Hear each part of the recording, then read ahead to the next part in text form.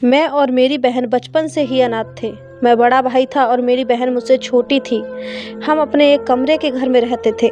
जब हमारे माता पिता साइकिल पर कहीं गए और 4 कंधों पर लौटे तो हम दोनों की पूरी दुनिया उजड़ चुकी थी और हमने अपने स्थानीय लोगों से चंदा इकट्ठा किया और उन पैसों से अपने माता पिता के अंतिम संस्कार का इंतजाम किया। उसके बाद मोहल्ले के किसी ने हमें अपने घर में नहीं रखा, बल्कि कहा कि हम अपना घर छोड़कर कहीं और चले जाएं और इस एक कमरे में के घर में रहें। अगर हमें किसी चीज़ की ज़रूरत थी तो वह हमारी थी, मदद ज़रूर करेंगे और साथ ही हमारी पूरी सुरक्षा उनकी जिम्मेदारी है। उस वक्त मैं 15 साल का था और मेरी बहन 12 साल की। तो हम रो रो कर चुप हो गए और सोचने लगे कि जो हमारे पास नहीं है उसे कमाने के लिए क्या किया जाए, जो हमें दूसरों के सामने हाथ ना फैलाने देगा। जब मेरे पिता अस्पताल में भर्ती थे तब भी हमने कभी किसी से भीख नहीं मांगी। तो मैंने अपनी बहन से कहा कि वो मुझे मटरे की चाट बना कर दे, मैं जगह जगह जाकर चाट बेचूंगा। पैसे की समस्या नहीं थी। कई लोगों ने अपने माता पिता की सलाह पर अपनी इच्छा के अनुसार पैसे दिए। पहले तो हमने वे पैसे लेने से मना कर दिया, लेकिन फिर एक माँ ने हमें डांटा और पैसे लेने का इशारा किया। उसने कहा कि जब कमाओगे तब देखेंगे, अब लोग दे रहे हैं, बाद में किसी से मांगोगे भी तो कोई मदद नहीं करेगा, इसलिए इस पैसे को रख लो और मुश्किल समय में काम आएगा। इसी तरह पैसे डिब्बी में रखे थे। मैंने कुछ पैसे निकाले और जाकर 2 किलो मटरा और 1 किलो आलू और अन्य मसाले वगैरह ले आया। मेरी माँ के बगैर मेरी बहन बहुत सारे काम अकेले ही कर लिया करती थी, इसलिए उन्होंने ये काम भी अकेले ही कर लिया। रात को चाट तैयार हो गई। मैंने अगले दिन परात सिर पर रख लिया और पार्क, बस स्टॉप, अस्पताल आदि घूमने की सोचकर घर से निकल गया। लेकिन उससे पहले रास्ते में एक स्कूल था। उस समय स्कूल की छुट्टी थी। जैसे ही मैं उधर से गुजरा, पहले एक बच्चा मेरे पास चाट लेने आया, फिर उसी तरह दूसरा। ऐसे ही करने से आधे घंटे में मेरा पूरा चाट समाप्त हो गया, जबकि अब कई बच्चे मुझे पछताते हुए ले जाते हुए देख रहे थे, क्योंकि अभी चाटने की बारी उनकी नहीं थी। ठीक आधे घंटे के बाद मुझे घर वापस आता देख मेरी बहन वह तेजी से मेरी ओर दौड़ी और पूछा, भाई क्या हुआ, सब ठीक तो है ना? जब वह पूछते पूछते थक गई तो मैंने अपने सिर से परात उतारकर उसके सामने रख दिया। वह उसे खाली देखकर हैरान रह गई और उत्सुकता से पूछने लगी, भैया क्या आधे घंटे में सारी चाट बिक गई या कहीं गिर गए? उसकी बातों पर मुझे हंसी आ गई और सिर पर थपथपाकर जेब में से पलटा और नोट निकालकर उसे दिखाया और कहा, ये देख पगली, सारी चाट बिक गई है। मैंने देखा कि सारी चाट बिक चुकी है। नुक्कड़ में एक स्कूल है ना, बस यहाँ तक ही पहुँचा था कि बच्चों की छुट्टी पर सारी चाट बिक गई। अब ऐसा करना कि कल से ज़्यादा चाट बना लेना, मैंने प्यार से कहा और दाल रोटी लेने चला गया, क्योंकि आज मेरी पहली कमाई से मैं अपनी बहन को अच्छा खाना खिलाना चाहता था। अगले दिन मेरी बहन ने उससे भी अच्छी चाट बनाई और वो भी देखते ही देखते बिक गई। इस तरह मेरी चाट सब लोग बहुत पसंद करने लगे। अब तो स्कूल के मास्टर भी मेरी चाट मंगाकर खाने लगे। इसी तरह यही काम करते करते मुझे 7 साल हो गए और मेरा काम खूब अच्छा चल रहा था। मुझे अपनी बहन की शादी की चिंता होने लगी। अब मैं सारी ज़िंदगी उसे अपने घर नहीं बिठा सकता था। जब तक मैं उसकी शादी कर देता और अपनी शादी के सोच भी नहीं सकता था। मैंने 2-3 लोगों से बात की और मेरी बहन के लिए रिश्ते घर आने लगे। उनमें से एक मैकेनिक का रिश्ता मेरे मन को बहुत भाया। अच्छी तरह देखभाल के मैंने वहां अपनी बहन की शादी कर दी। शिवम एक अच्छा लड़का था और भगवान में विश्वास रखता था, भगवान को मानने वाला था।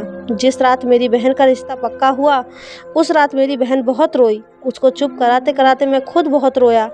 मुझसे जितना हो सका मैंने उतना दहेज देकर अपनी बहन को विदा कर दिया। शादी के 2-3 दिन बाद तक तो मैं घर के काम ही निपटा रहा था। उसके बिना घर सूना सूना लगने लगा था। मेरी ख्वाहिश थी कि मेरा भी जल्दी रिश्ता हो जाए।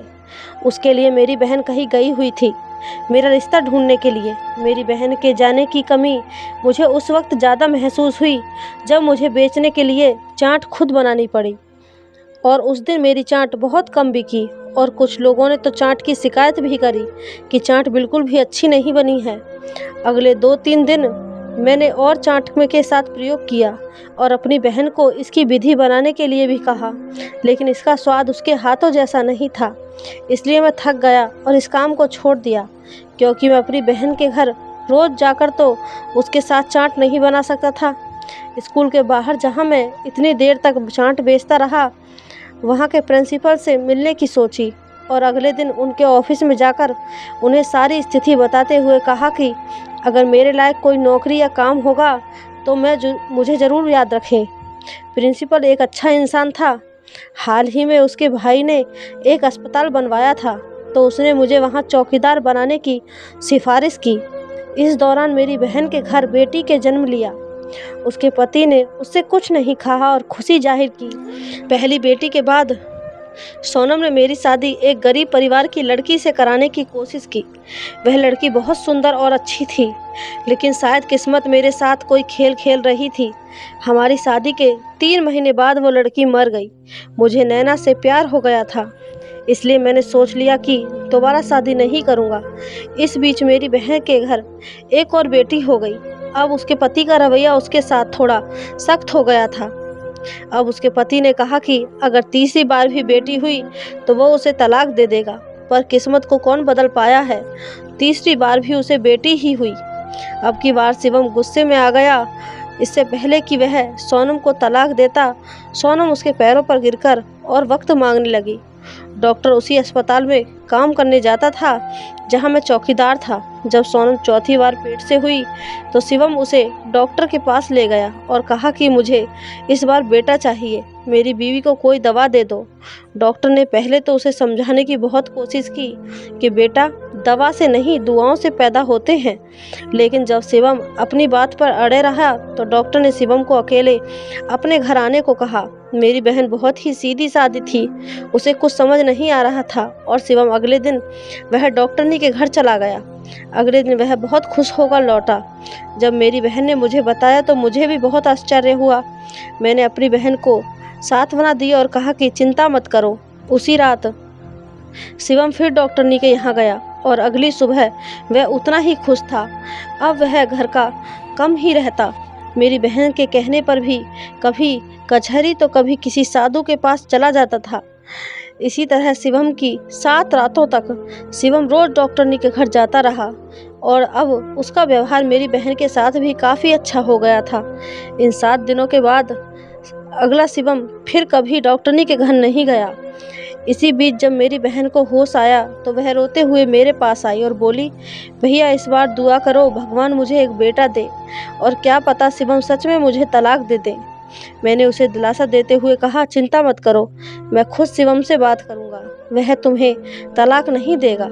और अब वह खुद अपने बेटे के लिए मंदिरों और बाबा लोगों के कितने भीख मांगता फिरता है, देखना तुम्हें बेटा ही होगा।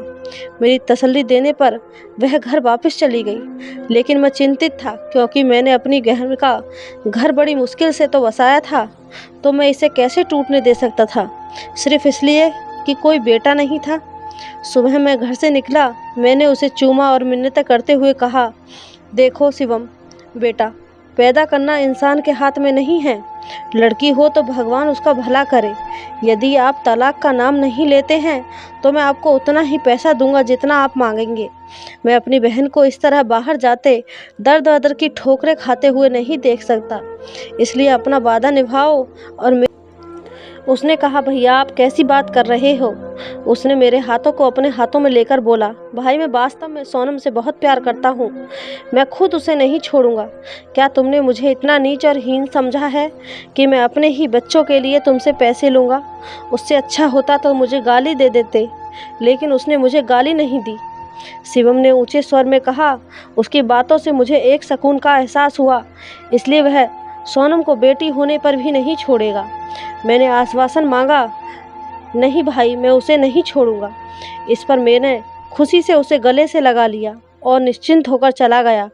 ड्यूटी से लौटने पर मैंने सोनम को अपने पास बुलाया और सुबह शिवम और मेरे बीच हुई हर बात उसे बताई। सोनम यह सुनकर बहुत खुश हो गई और मुझे धन्यवाद देते हुए वहाँ से चली गई। अब जब शिवम से कोई खतरा नहीं था तो मैंने डॉक्टरनी की छानबीन छोड़ दी और अपने काम पर ध्यान देने लगा।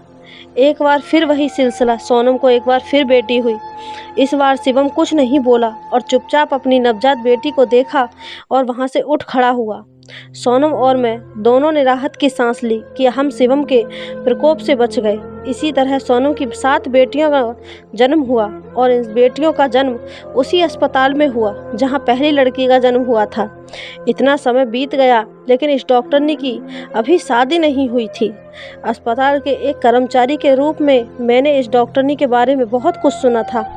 कई लोगों ने कहा कि ये एक अच्छी महिला नहीं है, किसी के पीछे पड़ी है, इसलिए इसने अब तक शादी नहीं की है। कुछ का कहना था कि बच्चों को चुराती है। जितने मुंह उतनी बातें। लेकिन जब भी मैं इस डॉक्टरनी से मिला मैंने पाया कि वह मेरे साथ बहुत अच्छी है। 7वीं लड़की के जन्म के वक्त मैं बाहर वार्ड में बैठा था। शिवम वहाँ नहीं था, पता नहीं कौन सा कोर्ट वगैरह के काम में लगा हुआ था। तभी अंदर से एक नर्स आई और मेरे पास दूसरी बेंच पर बैठ गई। अच्छा, ये सोनम की 7वीं संतान है। ठीक है, मैंने नर्स की तरफ देखा ध्यान से, और वह वही थी जो हमेशा डिलीवरी के मामले में डॉक्टर की मदद करती थी। मैंने उसकी ओर आश्चर्य से देखते हुए कहा, तुम यहाँ क्या कर रही हो? तुम्हें इस समय अंदर होना चाहिए। हाँ, अंदर तो होना चाहिए, लेकिन अब मेरा धैर्य समाप्त हो गया। अब मुझसे यहाँ काम नहीं होता। और वो नर्स बेंच पर सिर टिकाकर बैठ गई। मैंने उसकी तरफ देखा और कहा, काम नहीं होता तो घर पर बैठो। तो तुम्हें वेतन क्यों मिलता है? मैंने गुस्से से कहा। मुझे चिंता थी कि इस बार भी कहीं लड़की पैदा ना हो, इसलिए जब यह नर्स मेरे सिर पर आई तो मैं परेशान हो गया। तुम बड़े बेवकूफ़ हो। जब तुम्हारी बहन के पहले से ही 6 बच्चियां हो चुकी हैं तो अस्पताल नहीं तो कम से कम डॉक्टर बदल कर देख लेते। क्या पता कुछ चमत्कार ही हो जाता। मुझे उस पर बड़ा गुस्सा आने लगा। वह अजीब अजीब बातें कर रही थी। अब तुम यहाँ से जाओ, मैंने कहा। देखो, एक दिन तुम मुझे और मेरी बातों को भी याद करोगे, लेकिन वह समय अभी आया नहीं है, वह जल्द ही आएगा। इतना कहकर वह नर्स अंदर चली गई और मैं दिल से उसको कोसता रह गया। पीछे हो लिया। उस दिन भी डॉक्टरनी की गोद में एक नन्ही बच्ची थी जिसे मैंने ठंडी सांसों के साथ अपनी बाहों में लिया और उसके माथे पर चूम लिया। अब मेरी बहन के घर में 7 बेटी थीं, जबकि उसका पति इन बच्चियों को परेशानी समझता था। लेकिन वह भी अच्छा था, जिसने धमकियों के बावजूद मेरी बहन को घर से नहीं निकाला। जब मेरी बहन को होश आया तो सबसे पहले उसने अपना हाथ मेरा बेटा कहते हुए घुमाया। मैं बहादुरी से आगे बढ़ा और जाकर एक बच्ची को सोनम की गोद में दे दिया। मेरा बेटा कहाँ है? जैसे ही उसने लड़की को देखा वह खो गई और पागलों की तरह चीखने लगी। मैंने उसे नियंत्रण करने की असफल कोशिश की, लेकिन वह बिल्कुल भी नियंत्रित नहीं कर रही थी। मेरे ना चाहते हुए भी मैंने डॉक्टर से उसे नींद की गोली देने को कहा। डॉक्टर ने आगे बढ़कर उसे नींद की गोली दी और वह फिर गहरी नींद में सो गई। मैं वापस जाने के लिए मुड़ा तो डॉक्टर साहब अजीब सी बेबसी से सोनम की तरफ देख रही थी। मुझे अपनी ओर झुकता देख वह वहाँ से चली गई। जब नर्स कमरे में चली गई तो वह एक एक पल के लिए रुकी और मेरी आंखों में देखकर बोली, जब भी मुझे याद आऊँ तो मुझे माफ़ कर देना। मेरी पसंद नहीं थी, मुझे मजबूर किया गया था। ये कहकर वह कमरे से बाहर चली गई। एक तो मैं सोनम की तबीयत को लेकर परेशान था और ऊपर से उस नर्स का रोना ही ख़त्म नहीं हो रहा था। मैं गुस्से से वहाँ से चला गया। शाम को जब शिवम आया तो उसके कंधे रिलैक्स थे। उन्होंने मेरी तरफ देखा और पूछा, बेटी हुई है? मैं सच्चाई को छुपा नहीं सकता, इसलिए मैंने अपना सिर हिला दिया। मेरे कहने पर वह वहीं बेंच पर बैठ गया। जब सोनम को होश आया तो वह चुपचाप कमरे में गया और उससे मिला और कुछ नहीं बोला या कुछ नहीं कहा। कुछ दिनों के बाद जीवन सामान्य हो गया। सोनम अपनी बेटियों के साथ व्यस्त हो गई और मेरे बहनोई अपने काम में व्यस्त हो गए। फिर वह घटना घटी जिसने आज तक हम सबके जीवन में के आनंद छीन लिया और हमारे जीवन को उल्टा कर दिया। जब 8वीं बार मेरी बहन को फिर आशा हुई तो उसे ये बच्चा नहीं चाहिए था। वह रोने लगी, या तो मैं इस बच्चे को ख़त्म करके अपनी जान ले लूँगी या इस बच्चे को ही मार दूँगी। मैं इन लड़कियों के साथ अकेले कैसे रह सकती हूँ? ऊपर से शिवम ने भी सब काम छोड़ दिया है। मैं 2 घरों में काम करके भी बच्चों को अकेले नहीं पाल सकती। मैं गया और डॉक्टर से बात की। डॉक्टर ने सोनम की जांच की और मुझे बताया कि उसे बहुत उम्मीद है कि इस बार लड़का होगा। सोनम अभी भी रो रही थी कि अगर उसे फिर से बेटी हुई वह क्या करेगी। अगर वह चाहता है लेकिन डॉक्टरनी को 100% यकीन था कि इस बार बेटा ही होगा। डॉक्टर के समझाने से सोनम कुछ संभल कर रह गई, लेकिन इस बार तो वह खुद पर भी ध्यान नहीं दे रही थी। मैंने उसे काम करने से मना किया और अपनी पूरी तनख्वाह उसकी हथेली पर रख दी। जल्द ही उसकी डिलीवरी का समय आ गया और 6 महीने बाद सोनम की डिलीवरी से एक दिन पहले शिवम वापस घर में आ गया। उसके बालों में अजीब सा जूड़ा बना हुआ था और वह कहीं से भी पहचान में नहीं आ रहा था। वह गहरे रंग में फटे पुराने कपड़े और कुछ अजीब तरह का जुलूल हुलिया बनाए घर में दाखिल हुआ। सोनम उसे देखकर बहुत रोई, लेकिन वह उससे मिले बिना ही कमरे से चला गया। अगले दिन सोनम की डिलीवरी थी तो उस दिन भी नर्स बाहर बैठी अजीब सी दया भरी निगाहों से मुझे देख रही थी। मैंने उसकी उपेक्षा की और कमरे के बाहर देखने लगा। कुछ घंटे बाद डॉक्टर ने मुस्कुराते हुए कमरे से बाहर निकली और बच्चे को शिवम की गोद में देते हुए कहा, बेटा हुआ है। ये सुनने के बाद शिवम शादी और मौत वाली स्थिति में चला गया। उसने जाकर बच्चे को चूमा। जब मैंने बच्चे को देखने के लिए हाथ बढ़ाया तो उसने मुझे अजीब तरह से देखा और भाग गया। पीछे डॉक्टर ने उसे पुकारती रही, लेकिन उसने नहीं सुना। शिवम के जाने के बाद डॉक्टर ने दुखी होकर बताया कि सोनम अब इस दुनिया में नहीं रही। वह 1 घंटा मेरे लिए किसी पुनः रोधान से कम नहीं था। पहले तो मेरे घर में कोई औरत नहीं थी, ऊपर से इन बेटियों के गम में मेरी बहन मर गई और मैं होश में नहीं था। डॉक्टरनी ने मुझ पर तरस खाकर लड़कियों को अपने घर ले गई और मैं अपने घर आ गया। कुछ दिन अस्पताल से छुट्टी लेकर मैंने अपनी बहन के अंतिम संस्कार की व्यवस्था की। उस समय मैं अपना पूरा बचपन देख रहा था। मेरी बहन का जीवन कितना कठिन था। प्रेम सुख न उसने अपने माता पिता से प्राप्त किया, न अपने भाई से, न अपने पति और बच्चों से।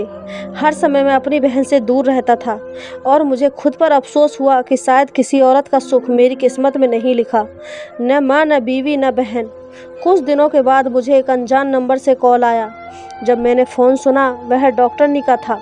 उसने कहा कि मुझसे पहले बहुत बड़ा पाप हुआ, यदि आप तुरंत ना आए तो एक और पाप हो जाएगा। जैसे ही मैं डॉक्टर के घर गया, मैं उसके सामने था तो डॉक्टरनी के ड्राइंग रूम में 7 लड़कियां बैठी थीं जो बिल्कुल मेरी बहन की बेटियों जैसी लग रही थीं। मैंने डॉक्टरनी को आश्चर्य से देखा। उसने मुझे इशारा किया और मुझे अपने साथ एक कमरे में ले गई और कहा, मैं बहुत दोषी हूँ। केवल अपनी खुशी के लिए मैंने 7 जिंदगियों को दाव पर लगा दिया। अब 8वीं जिंदगी को दाव पर नहीं लगा सकती। डॉक्टर ने जो कुछ भी कहा मुझे कुछ समझ नहीं आया, लेकिन मैंने उसे बोलने दिया। फिर उसके बाद डॉक्टर ने मुझे जो बताया वह सुनकर मेरे पैरों के नीचे से ज़मीन निकल गई। जब सोनम अपने पहले बच्चे को जन्म देने के लिए अस्पताल गई तो डॉक्टरनी को शिवम से प्यार हो गया। वह नहीं जानती थी कि वह कौन था, लेकिन डॉक्टरनी ने उस समय एक योजना बनाई। इस नर्स ने इसे लागू करने में मदद की। मेरी बहन का पहला बेटा था जिसे उसने 1 घंटे पहले एक लड़की के साथ बदल दिया। उसके अनुसार अगर शिवम अपनी बेटियों के जन्म के बाद अगर सोनम को छोड़ देता है तो वह उससे शादी कर लेगी, क्योंकि शिवम किसी अच्छे हीरो से कम नहीं था। बस उनकी गरीबी थी कि उन्होंने खुद पर ध्यान नहीं दिया। इसी तरह जब तीसरे 3 बेटी पैदा हुई तो डॉक्टर ने उनकी जगह कुछ समय पहले पैदा हुई लड़कियों को रख दिया। चौथे बच्चे के जन्म से पहले जब शिवम डॉक्टर के पास गया तो उन्होंने शिवम को घर आने को कहा। जब शिवम उसके घर गया तो डॉक्टरनी ने उसे कुछ बाबाओं के बारे में बताया कि आप यहाँ जाकर अपने बेटे के लिए मन्नतें मांग लें। इसी तरह डॉक्टरनी उसे 7 रातों तक अपने घर बुलाती रही, इस बहाने से कि कभी शिवम का दिल उस पर आ जाए, उस पर ध्यान दे। लेकिन शिवम अपने बेटे के प्रति समर्पित था और डॉक्टरनी पर कोई ध्यान नहीं देता था। इसी तरह सोनम की 7 बेटियां नहीं बल्कि केवल बेटा पैदा हुए, जिन्हें उसने लड़कियों से बदल दिया। 7वीं बार नर्स की भगवान से डर गई और डॉक्टरनी की मदद करने से इनकार कर दिया। लेकिन 8वीं बार एक बच्ची को जन्म देकर सोनम की मौत हो गई। अब डॉक्टरनी के लिए सारे रास्ते खुल गए थे। तो उसी दिन उनकी बहन की डिलीवरी भी होने वाली थी, जिन्हें एक बेटा हुआ था। डॉक्टरनी ने अपनी बहन के लड़के को लड़की से बदलकर उस बच्चे को शिवम की गोद में रख दिया और खुद यह खबर दी कि शायद वह उससे इसी तरह शादी करेगा, वगैरह वगैरह। तब तक तो सब ठीक था, लेकिन असल मामला तब बिगड़ गया जब शिवम भाग गया। नर्स ने जाकर डॉक्टर के जीजा को सारी सच्चाई बता दी। अब उसका जीजा उससे अपने बेटे को वापस करने के लिए कह रहा था कि अगर उसने शिवम से लड़का नहीं लिया और उसे वापस नहीं किया तो वह उसकी बहन को तलाक दे देगा। दूसरी तरफ वो ये भी जानती थी शिवम है कहाँ, कि उसके शिवम को अपने हाथों से पागल कर दिया था, इसलिए अब वो चाहकर भी उससे शादी नहीं करेगा। यह सुनकर मेरा दिमाग घूम गया कि ये वही कातिल है जिसने मेरी बहन का घर उजाड़ा और उसकी जान ली। मैंने तुरंत पुलिस को फ़ोन किया और उसे पुलिस को सौंप दिया। और कुछ दिनों के बाद जब शिवम घर लौटा तो मैंने उसे पूरी सच्चाई बताई। सच्चाई जानने के बाद वह फूट फूट कर रोया और अपने लड़कों को डॉक्टरनी के जीजा को लौटा दिया और अपनी बेटी ले आया। उस दिन उन्होंने अपनी बेटी को गले से लगा लिया और खूब रो रहे थे और सोनम से माफ़ी मांग रहे थे। एक बेटे के लिए न जाने कितनी चौखटों पर भटका था, किंतु सोनम तो उसे 7 बेटे देकर मर गई। सभी लड़कियों को पुलिस पहले ही उनके असली माता पिता को सौंप चुकी थी और मेरे भतीजों को भी मुझे सौंप दिया गया था। फिर फैसला करके मैंने उसी नर्स से शादी कर ली। अब वह मेरे सभी भतीजों की देखभाल करती है। शिवम इतना बड़ा सदमा बर्दाश्त नहीं कर पाया और पूरी तरह पागल हो गया। सोनम की ज़िंदगी में वह कुछ तो होश खो चुका था और बाकी अब उसका दीवाना हो चुका था। अब मैंने और मेरी पत्नी ने मिलकर सारे बच्चों की जिम्मेदारी उठा ली है, लेकिन हमारी अपनी कोई औलाद नहीं है, क्योंकि अब सोनम के बच्चे ही मेरे बच्चे हैं। दोस्तों, आपको मेरी ये कहानी कैसी लगी कमेंट बॉक्स में ज़रूर बताएं और कहानी अच्छी लगी हो तो चैनल को सब्सक्राइब, वीडियो को एक लाइक ज़रूर करें। धन्यवाद।